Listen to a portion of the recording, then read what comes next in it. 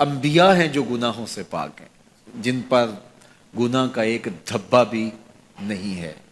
باقی گناہ میرے میں بھی ہے، گناہ آپ میں بھی ہے، لیکن اگر ہم لوگوں کے گناہ اچھالنا شروع کر دیں گے تو ہمارے بھی گناہ اچھالے جائیں گے۔ بالخصوص اگر کسی نے کسی گناہ سے توبہ کر لی اور وہ اس گناہ کو چھوڑ کے نیک بن گیا، اب اگر کوئی بندہ اس کے اس گناہ کا ڈنڈورا پیٹتا ہے تو اللہ جل شانہ مرنے سے پہلے اس کو اس میں مبتلا کرے گا، یہ اس کی سزا ہوگی۔ اس کو اللہ نے معاف کر دیا، اس نے معافی مانگ لی، تم کون ہوتے ہو اس کو ڈنڈورا پیٹنے والے؟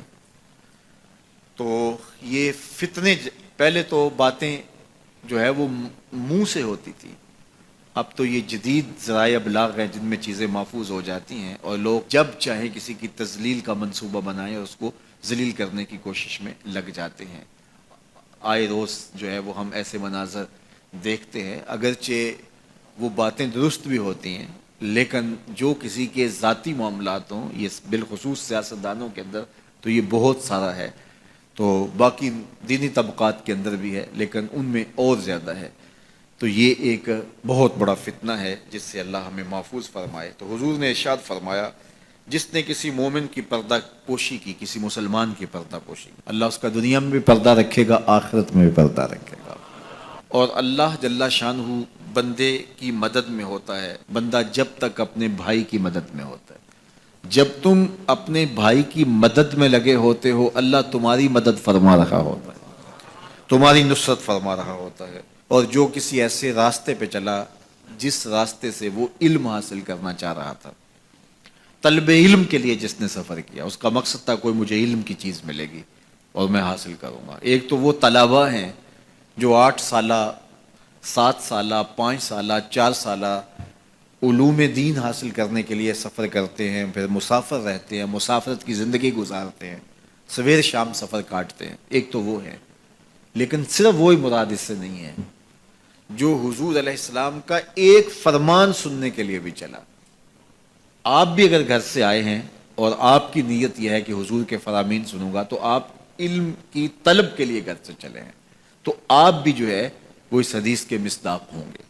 تو ارشاد فرمایا، وَمَنْ سَلَكَ طَرِيقًا يَلْتَمِسُ فِيهِ عِلْمًا، جس نے سفر کیا طلب علم کے لیے، سَحَلَ اللَّهُ لَهُ بِهِ طَرِيقًا إِلَى الْجَنَّةِ، اللہ اس کے لیے جنت کا راستہ آسان فرما دیا، اللہ اس کے لیے جنت کی راہیں آسان کر دی۔ آپ صاحبزادوں کے نام، پیرزادوں کے نام، مولوی زادوں کے نام، سردار زادوں کے نام اور بڑے باپ کے بیٹوں کے نام اگلے لفظ اسی حدیث کے، جو عمل میں سست ہوا اس کا نسب اس کو تیز نہیں کرے گا۔ جو عمل میں سست ہوا تو وہ کہے کہ میں فلاں پیر کا بیٹا ہوں، میں فلاں مولوی کا بیٹا ہوں۔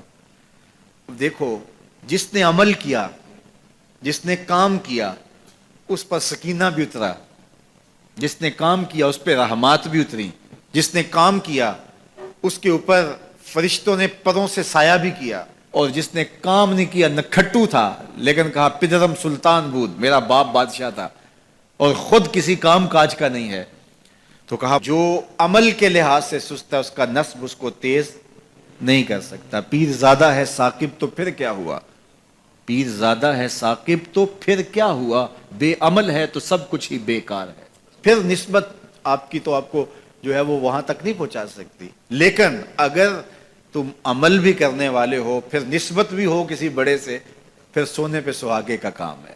دودھ اندر جے کھنڈ لائیے مزہ ہو جاوے دونا، پھر سونے پہ سہاگا ہے۔ کب؟